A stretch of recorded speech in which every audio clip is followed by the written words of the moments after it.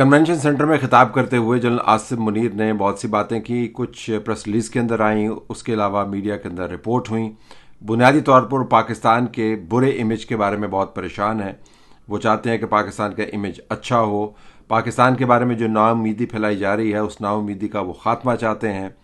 انہوں نے بتایا ہے کہ وہ قرآن پاک جو سب سے مقدس کتاب ہے اس سے رہنمائی لیتے ہیں، تو مذہبی اور دینی حوالے سے بھی انہوں نے بات کی۔ پاکستان کی قسمت کے بارے میں، پاکستان کے مستقبل کے بارے میں انہوں نے ایک اچھا منظر پیش کیا، ایک اچھی تصویر بنائی۔ اس خطاب کی اگر آپ کو جڑیں دیکھنی ہو تو ان کا تعلق پچھلے چند ماہ سے، بلکہ اب تو تقریباً 1 سال ہونے کو آیا، پاکستان کے خلاف جو بدترین بین الاقوامی طور پر اور اندرونی طور پر کیمپین چلائی جا رہی ہے، یہ خطاب اس کیمپین کا ایک قسم کا جواب ہے۔ کیمپین کو لیڈ کون کر رہا ہے بڑا واضح ہے، عمران خان اس کو لیڈ کر رہے ہیں۔ کیمپین کو پھیلانے والے کون ہیں بڑا واضح ہے، وہ لوگ ہیں جو پاکستان میں پہلے ریاست کے لیے کام کیا کرتے تھے، اس کے بعد وہ دربدر ہو گئے، اب انہوں نے بیرونی جگہوں پر جا کر اپنے ٹھکانے بنا لیے ہیں، اور وہاں پر جو ایجنسیز موجود ہیں وہ ان کو ہائر کرتی ہیں، کیونکہ ان کو ہائر کر کے وہ اوبلائج کرواتے ہیں ان سے، اور پھر وہ اسی اوبلیگیشن کے اندر وہ یہ کام کرتے ہیں۔ پاکستان کے اندر ان کا ٹھکانہ نہیں ہے، باہر ان کا ٹھکانہ تبھی بنے گا جب وہ پاکستان کے خلاف بات کریں گے۔ اس کو جو لبادہ وہ پہنا رہے ہیں، وہ جمہوریت کا لبادہ پہناتے ہیں، وہ انسانی حقوق کے معاملات کا لبادہ پہناتے ہیں، لیکن بنیادی طور پر اٹیک وہ کرتے ہیں پاکستان کی فوج کو۔ جو تیسرا آپ نے محرک اگر جاننا ہے تو جنرل آصم منیر کے خطاب کا، وہ یہی ہے کہ پاکستان کی فوج بطور ادارہ بہت عرصے سے اب انڈر اٹیک رہی ہے۔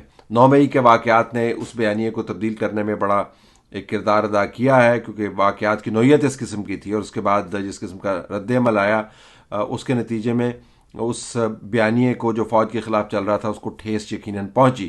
لیکن اگر اب یہ کہیں کہ وہ بیانیہ ختم ہو گیا تو وہ کسی اور طریقے سے جاری ہے، ختم بہرحال وہ نہیں ہو گیا۔ اب کیا جنرل آصم منیر کا جو آپٹمزم ہے یہ اپنے آپ کو سسٹین کر پائے گا؟ حقیقت پسندانہ رویہ ہمیں اختیار کرنا چاہیے۔ ہر قائد کی اپنے ادارے کے حوالے سے یہ کوشش ہوتی ہے کہ اس کے ادارے کا نام جو ہے وہ بلند رہے۔ ہر ایسے ادارے کے نمائندے کی یہ کوشش ہوتی ہے جو ریاستی ادارے کہلائے جاتے ہیں کہ ان کے ادارے کے ذریعے پاکستان کے اندر خوشحالی کا ایک امیج بنے۔ پارلیمان یہ چاہتی ہے کہ پارلیمان کے ذریعے جمہوریت کا بول بالا ہو، فوج یہ چاہتی ہے کہ فوج کے ذریعے اس کی اپنی عزت میں بھی اضافہ ہو، اور اس کے کاموں کی وجہ سے پاکستان مضبوط ہو۔ یہ کم از کم کوئی آپ ایسا قائد نہیں ڈھونڈ سکتے ماضی قریب میں یا ماضی بعید میں یا حال میں جو آپ کو یہ کہہ رہا ہو کہ پاکستان کو میں کمزور کرنا چاہتا ہوں یا کمزور دیکھنا چاہتا ہوں۔ حتیٰ کہ عمران خان بھی جب پاکستان کے بارے میں بدترین تصویر بناتا ہے تو وہ بناتے ہوئے یہ کہہ رہا ہوتا ہے میں پاکستان کو ٹھیک کرنا چاہتا ہوں۔ پاکستان کو کبھی سری لنکا سے ملا دیا جاتا ہے، پاکستان کے اندر کو کبھی میانمار سے ملا دیا جاتا ہے، کبھی پاکستان کو مقبوضہ فلسطین سے ملا دیا جاتا ہے، کبھی پاکستان کو مقبوضہ کشمیر سے ملا دیا جاتا ہے، لیکن کہا یہ جاتا ہے کہ ہم پاکستان کی تصویر بہتر بنانا چاہتے ہیں۔ جنرل آصم منیر کا ٹینیور 3 سال کا ہے۔ 3 سال میں اگر آپ 3 سال کا اور اضافہ کرتے ہیں تو 6 سال کا ہو جائے گا۔ اب بنیادی مسئلہ پاکستان میں یہ نہیں ہے کہ ایسی باتوں کی کمی ہے جو پاکستان کے اندر رہنے والوں کے کانوں کو اچھی محسوس ہوتی ہیں، جو ہم سننا چاہتے ہیں، جو ہم کرنا چاہتے ہیں اپنے ملک کے بارے میں۔ ہر جگہ پر آپ کو اچھی باتیں ہی ملیں گی، مسجد کے اندر اچھی باتیں ملیں گی پاکستان کے بارے میں، ہر جمعے کے بعد آپ دعا کے اندر شرکت کر کے دیکھ لیں، آپ کو اچھی باتیں ہی سنائی دیں گی۔ کنونشن سینٹر کے خطاب کو آپ اٹھا کے دیکھ لیں تو ایسے خطاب جو ہیں وہ جنرل باجوہ نے بھی کیے ہیں، جنرل ضیاء الحق بھی کیا کرتے تھے، جنرل کیانی بھی کیا کرتے تھے، ایسے ہی خطاب جو ہے پاکستان کے منتخب وزیر اعظم نے بھی کیے ہیں، ایسے خطاب عمران خان بھی کرتے رہے۔ تو خطاب کا معاملہ نہیں ہے، نیت کا معاملہ یقیناً ہے۔ جنرل آصم منیر یہ کہہ سکتے ہیں کہ وہ کسی اور سیاح کو سباق میں کرتے تھے، میں نے سیاست سے مکمل طور پر کنارے کشی اختیار کرتے ہوئے ماضی کے جو بدترین تجربات تھے ان کو نہ دہرانے کا عہد کیا ہے، اور اس عہد کے تحت میں یہ خطاب کر رہا ہوں۔ تو میرا خطاب دوسرے خطاب کے ساتھ آپ نہیں جوڑیں، which will be a fair point, لیکن میں بات کر رہا ہوں سسٹینیبلٹی کی۔ 1 سال مکمل کرنے کے ہوئے ہیں جنرل آصم منیر، دوسرا سال اہم ترین ہوگا، اس کے اندر انتخابات ہونے ہیں، اور جو ہی دوسرا سال ختم ہوتا ہے تو ان کے ٹینیور کے اختتام کی باتیں شروع ہو جائیں گی. اور جو پاکستان میں روایت ہے اس روایت کے مطابق دو قسم کی بحث ہوگی کہ جنرل عاصم منیر کو ہم نے 3 سال کی ایکسٹینشن دینی ہے یا جنرل عاصم منیر کے بعد جو شخص آئے گا وہ کون ہوگا. تو یہ بحث بڑھ جاتی ہے دو دھاروں کے اندر.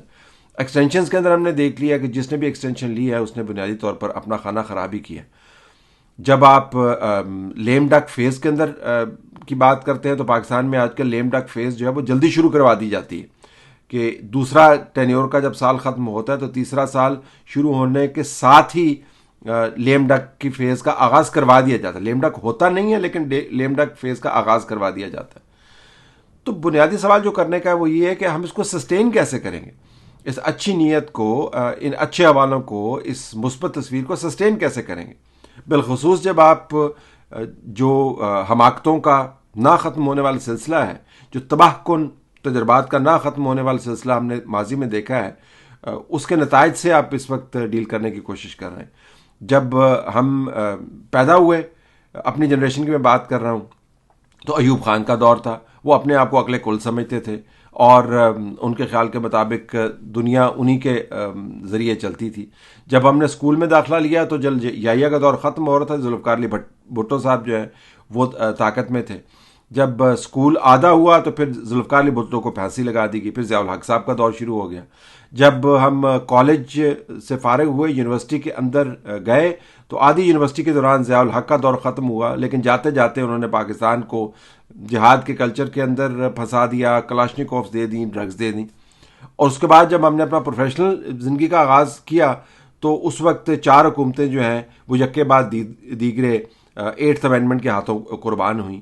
جب ہم نے نیکسٹ لیول کے اوپر گئے, جب پروفیشن میں تھوڑا سا پروگرس کر کے آگے گئے, تو جنرل مشرف کا دور شروع ہو گیا, اور اس کے بعد عمران خان کا تجربہ. اور اب جب میرے بہت سارے لوگ جو قریبی پیئرز جن کو ہم کہتے ہیں, اور میں خود بھی, ہم ریٹائرمنٹ کے قریب آنے والے ہیں, تو ہم عمران خان کے تجربے کے نتائج کو بھگت رہے ہیں.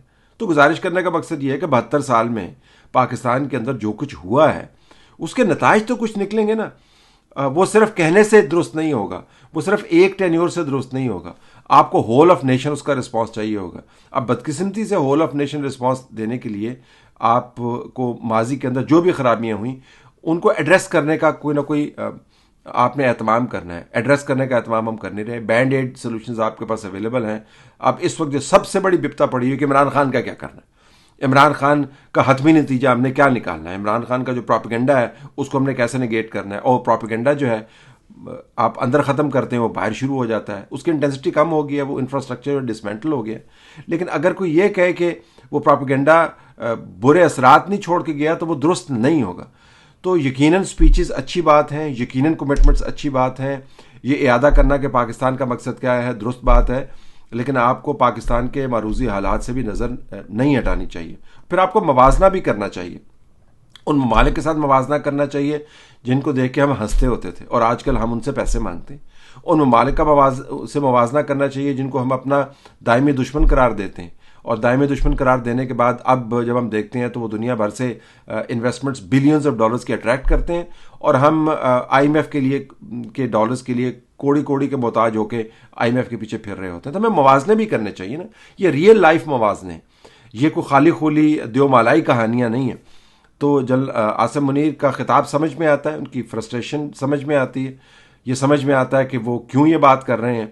لیکن جو بات سمجھانے کی ہے یا کرنے کی ہے وہ یہ کہ اتنے عرصے میں جو بیج بوئے تھے ان میں سے جو خاردار پودے نکلے ہیں انہوں نے اس ملک کو جکڑ میں لے لیا ہے. وہ جکڑ بندی کی کیفیت میں ہے پاکستان اس وقت, اور وہ ایک ٹینیور کے اندر نہیں ہوگا, نہ ہی ایکسٹینشن کے ساتھ درست ہوگا. تو ہمیں ایک پروسیس کے ذریعے اس ملک کو سنبھالا دینا ہے. آپ تاریخ اٹھا کے دیکھ لیں, اور یہ آخری اہم ترین بات ہے, جو ٹرن اراؤنڈ ٹائم ہے کسی بھی ملک کے لیے وہ 25 سے 30 سال ہوتا ہے. آپ دنیا میں جو حالیہ سکسیس سٹوریز ہیں اقوام کی, اگر آپ اٹھا کے دیکھیں, ترکی کو دیکھ لیں, آپ انڈیا کو دیکھ لیں, آپ سعودی عرب کو دیکھ لیں, آپ دبئی کو دیکھ لیں, 30 سال بہترین کام کرنے کے بعد اور بڑی محنت کے بعد انہوں نے ملکوں کو سدھارا. 30 ایئرز آف ورک, یعنی ایک جنریشن انویسٹ ہوتی ہے. یہاں پر میں نے آپ کو گنوائی ہیں تقریباً 2 یا 3 جنریشنز جو ہیں ہم نے برا کام کرتے ہوئے انویسٹ کیا, تو اس کے نتائج تو نکلیں گے نا. تو 30 سال کے اندر یہ معاملات ٹھیک ہوتے ہیں. مبادہ آپ آج سے کام کا آغاز کریں. اگر آج ہمیں بپتا یہی پڑی ہوئی ہے کہ عمران خان کے ساتھ کیسے ڈیل کرنا ہے اور آئی ایم ایف کی قسط آ گئی ہے تو ہم نے بڑا کمال کر لیا ہے, اس سے آپ کو اندازہ ہوگا کہ ہم کتنا لیٹ سٹارٹ کر رہے ہیں. اور یہ آرٹیفیشل انٹیلیجنس کی ایج کے اندر ہم کام کر رہے ہیں. اس کے بعد جو سائنٹیفک بریک تھروز ہونے ہیں وہ نئی اکانومیز کو کہاں سے کہاں لے جائیں گے. تو ہم نے تو آغاز ہی نہیں کیا. ہم تو ابھی تک دنیا آرٹیفیشل انٹیلیجنس کی بات کر رہی ہے, ہم اے آئی ای یعنی ہم نے دنیا اے آئی کی بات کری, ہم اے آئی ای کی بات کر رہے ہیں. اے آئی کیا ہے؟ Artificial intelligence. اے آئی ای کیا ہے؟ Artificial Imran Khan experiment. ہم اس کے نتائج کو بھگت رہے ہیں. تو جب تک ہم ان چیزوں کے ساتھ حقیقت پسندانہ انداز سے نہیں نپٹیں گے, ہم اپنے تمام عزم کو سسٹینیبل پالیسی میں کنورٹ نہیں کر سکتے. یہ ڈیبیٹ کرنے کا ہے. باقی جو پروپیگنڈا ہو رہا ہے اس کے اوپر تو کوئی دو رائے نہیں ہے. وہ پروپیگنڈا جاری ہے اور زہریلا ترین پروپیگنڈا ہے, لیکن اس کا جواب جو ہے وہ طویل المدت پالیسی کے ذریعے آئے گا. ایک دو خطاب سے خبریں تو یقیناً بن جائیں گی, جو کہ بنی بھی ہیں اور بننی چاہیے بھی, لیکن اس سے مسائل حل نہیں ہوں گے.